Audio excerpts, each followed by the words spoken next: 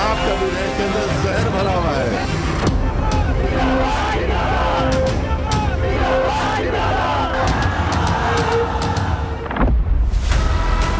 कांग्रेस ने तुष्टीकरण के लिए कानून बनाए, सुप्रीम कोर्ट के आदेश तक की परवाह नहीं की। इसका एक उदाहरण वक्फ बोर्ड है। वो कहते थे ये बात नहीं है कहने की, तुमने कह दी है तो कहने की सजा लो यार।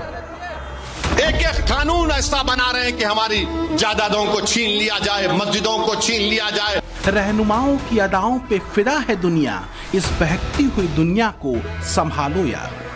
वक्फ का एक्ट पार्लियामेंट से बना है और पार्लियामेंट से ही उसमें सुधार होगा। चाहे सत्ता रहे या जाए, इस कानून को रोकने का काम करेंगे।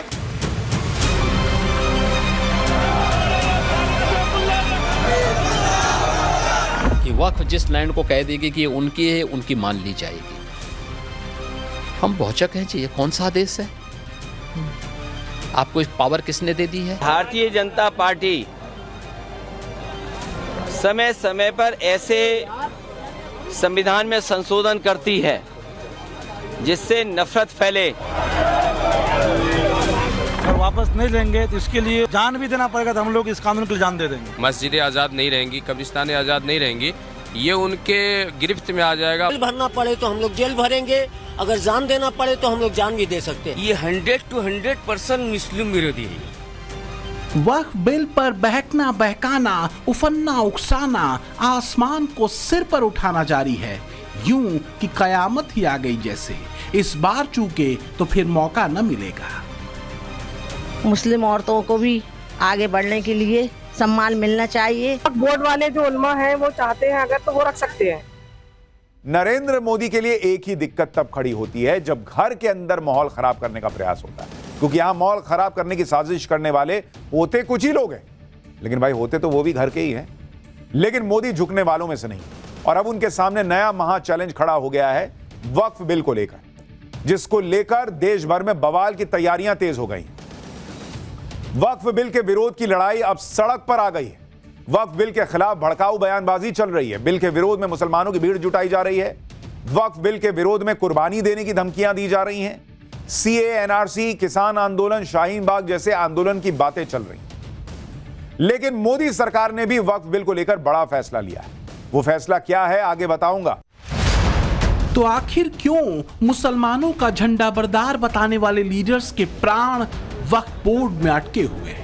क्यों वक्फ बिल पर शाहीन बाग वाली धमकी दी जा रही है? आखिर ऐसी धमकियों और माहौल के पीछे का नैरेटिव क्या है?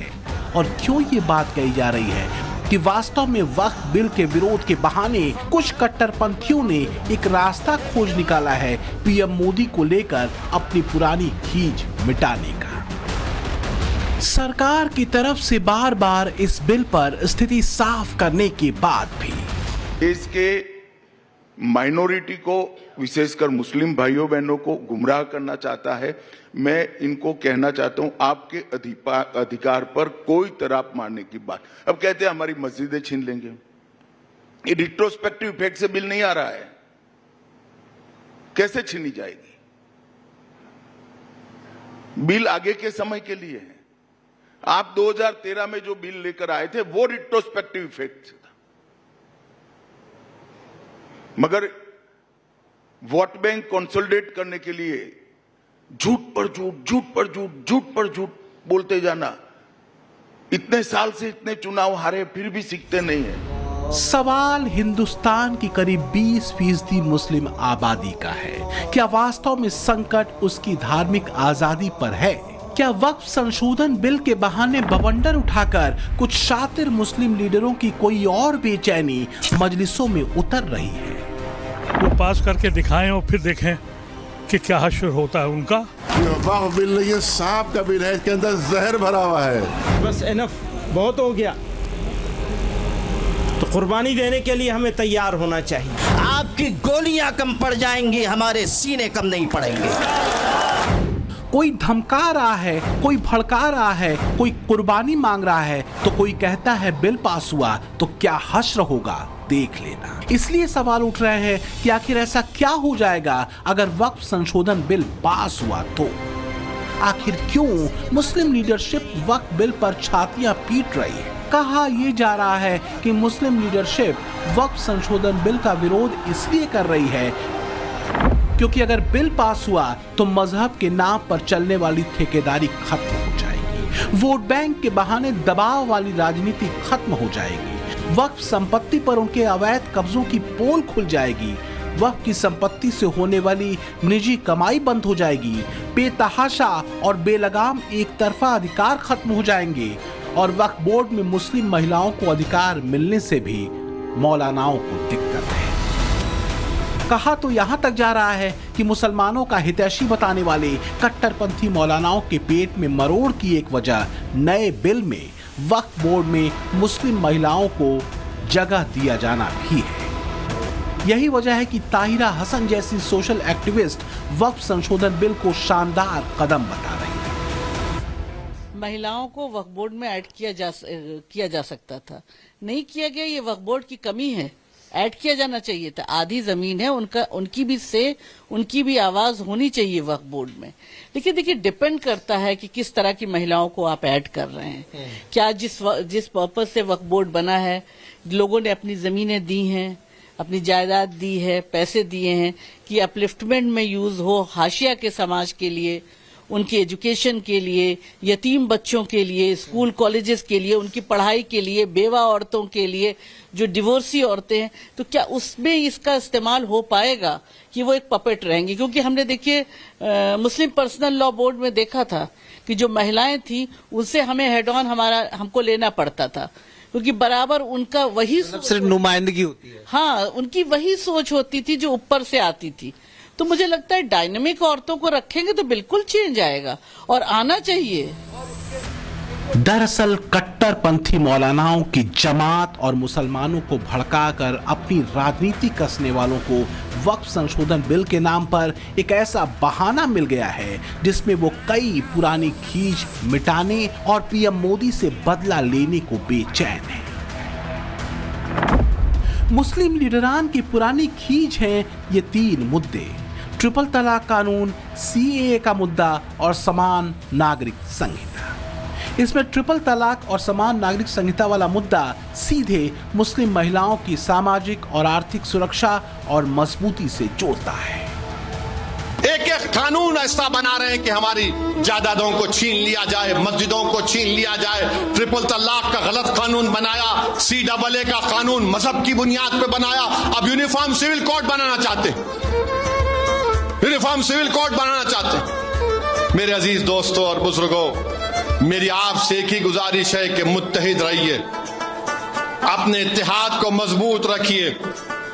जो ताकतें आपके इत्तेहाद को कमजोर करना चाहती हैं उनको दूर रखिए, जमात को मजबूत करिए। तो क्या वक्फ संशोधन बिल के विरोध वाले जलसों में ट्रिपल तलाक, सीएए और यूनिफॉर्म सिविल कोड का जप अनायास है या कोई महीन प्रयोग है? अगर सूक्ष्मता से देखेंगे तो वास्तव में एक बार फिर हवा उसी कट्टरपंथी एजेंडे को दी जा रही है जिसके केंद्र में कहीं मुस्लिम महिलाओं को मिलने वाले ज्यादा अधिकारों की कसक और खिसियाहट है। एक जिद है जिसका सिरा जोड़ता है शाहबानो केस से, जिसमें इसी तरह सड़कों पर उतरकर अराजकता फैलाकर सुप्रीम कोर्ट के फैसले को कट्टरपंथियों ने तत्कालीन राजीव गांधी सरकार से पलटवा लिया था। मामला 1985 का है। शाहबानो को उसके पति ने तलाक दे दिया था। शाहबानो अपने और बच्चों के लिए गुजारा भत्ता मांग रही थी। न्याय के लिए हाई कोर्ट से सुप्रीम कोर्ट तक पहुंची। सुप्रीम कोर्ट ने 500 रुपए प्रति महीना गुजारा भत्ता देने का आदेश उसके पति को दिया। सुप्रीम कोर्ट के फैसले को मौलानाओं ने शरीयत में दखल बताया। मौलानाओं ने नारा दिया, इस्लाम खतरे में है, शरीयत बचाओ। कट्टरपंथियों के नेतृत्व में जगह जगह हिंसक प्रदर्शन शुरू हुए। 1986 में राजीव गांधी कट्टरपंथियों के आगे झुक गए। तत्कालीन राजीव गांधी सरकार ने सुप्रीम कोर्ट के फैसले को संसद में पलट दिया। तुष्टीकरण का यही चस्का आजादी के बाद से कट्टरपंथी मौलानाओं को लगा हुआ है और जब महिलाओं को अधिकार देने की बात होती है तो उनके तन बदन में आग लग जाती है। तो क्या इस बार वक्फ संशोधन बिल पर खिसियाहट और बौखलाहट इसी बात को लेकर है क्योंकि मोदी सरकार ने नए वक्फ बिल में मुस्लिम महिलाओं को समान अधिकार देने और उनकी भागीदारी वक्फ बोर्ड में तय करने की बात की है? क्योंकि केंद्रीय वक्फ परिषद और राज्य वक्फ बोर्डों में 2 महिला सदस्यों को शामिल करने का प्रावधान इस बिल में किया गया है। जाहिर है मोदी सरकार का लक्ष्य मुस्लिम महिलाओं की समान भागीदारी सुनिश्चित करना है। लेकिन यह भी सच है कि मजहब के नाम पर कट्टरपंथी मौलानाओं ने मुस्लिम महिलाओं का भी साइलेंट ब्रेन वॉश करने की कोशिश की है। हमने अलग अलग शहरों में यह समझने की कोशिश की कि आखिर नए वक्फ बिल में वक्फ बोर्ड में मुस्लिम महिलाओं को जगह दिए जाने के प्रावधान पर मुस्लिम महिलाएं क्या सोचती हैं। सुनिए जरा।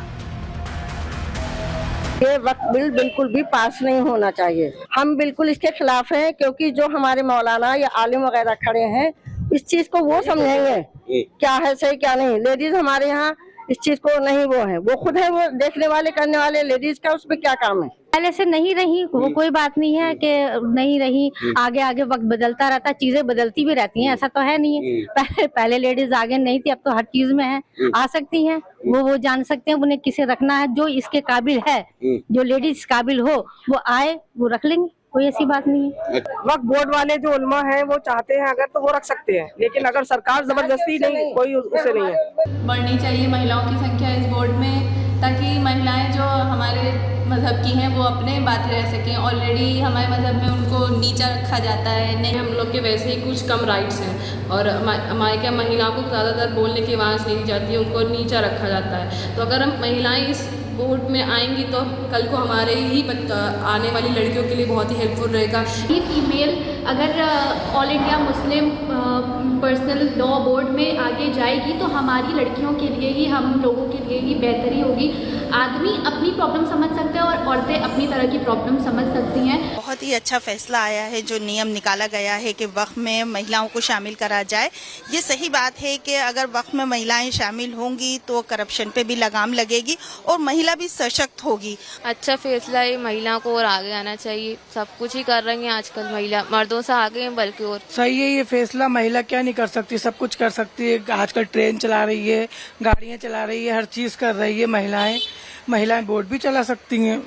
मुस्लिम औरतों को भी आगे बढ़ने के लिए सम्मान मिलना चाहिए, जिसके लिए हम आपके पक्ष में हैं। कि अगर ऐसा हो रहा है और अगर समाज में महिलाओं को सम्मान की बात हो रही है, ये तो बहुत अच्छी बात है। इसमें ये थोड़ी ना होना चाहिए कि भाई ये हिंदू और ये मुस्लिम, ये सारी चीजें गलत है।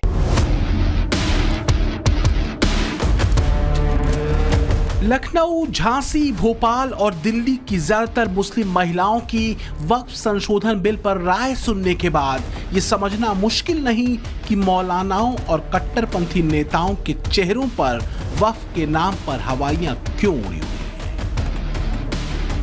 हिंदुस्तान का वो तबका जो इन मसाजिद के औकाफ को हड़प करना चाहता है, कहता है अगर किसी वक्फ जमीन या मस्जिद या किसी भी चीज के कागजात वक्फ के नहीं आए उसको वक्फ नहीं माना जाएगा। इसका मतलब है मुसलमानों की जमीन को हड़प करना चाहते हो, हराम खाना चाहते हो। तो क्या वक्फ कानून में संशोधन को भी इस्लाम और शरीयत से जोड़ते, उस पर हमला दिखाते, इस्लाम को खतरे में बताते एक बार फिर माहौल वैसा ही बनाने की कोशिश हो रही है? सवाल है कि आखिर ऐसा करके कट्टरपंथी मौलानाओं की जमात हासिल क्या करना चाहती है? मुसलमान इससे खतरे में नहीं है, इनकी वोट बैंक की राजनीति खतरे में है। जिस दिन अपने पूर्वजों को भारतीय मुसलमान समझ जाएगा, इन सब के बुरे बिस्तर बन जाएंगे। इसलिए अपने बोरिया बिस्तर को दुरुस्त रखने के लिए लोग इस प्रकार की भड़काऊ बातें को कहते हैं।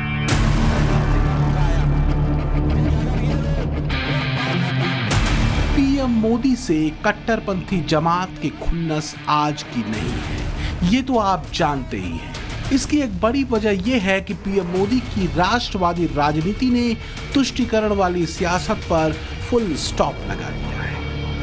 अब जिनकी वोट बैंक की ठेकेदारी थी, उनकी दुकानें बंद हो गई। लेकिन बात इतनी भर नहीं, वोट बैंक वाली ठेकेदारी बंद हुई सो हुई, अब वक्फ संशोधन बिल के जरिए वक्फ बोर्ड के भीतर होने वाले करप्शन पर भी लगाम लगाने की तैयारी है। 2006 में आई सच्चर कमेटी की रिपोर्ट बताती है कि जितनी संपत्ति वक्फ बोर्ड के पास है, उतनी संपत्तियों से हर साल वक्फ बोर्ड की सालाना आय 12,000 करोड़ रुपए होनी चाहिए, जबकि वक्फ बोर्ड दावा करता है कि उसकी सालाना आय सिर्फ 200 करोड़ रुपए सालाना है। अब आप ही समझिए जरा कि जिस प्रॉपर्टी से 12,000 करोड़ की आय होनी चाहिए, उससे सालाना सिर्फ 200 करोड़ रुपए की आय होने का दावा अगर वक्फ बोर्ड कर रहा है, तो लोचा तो है कहीं।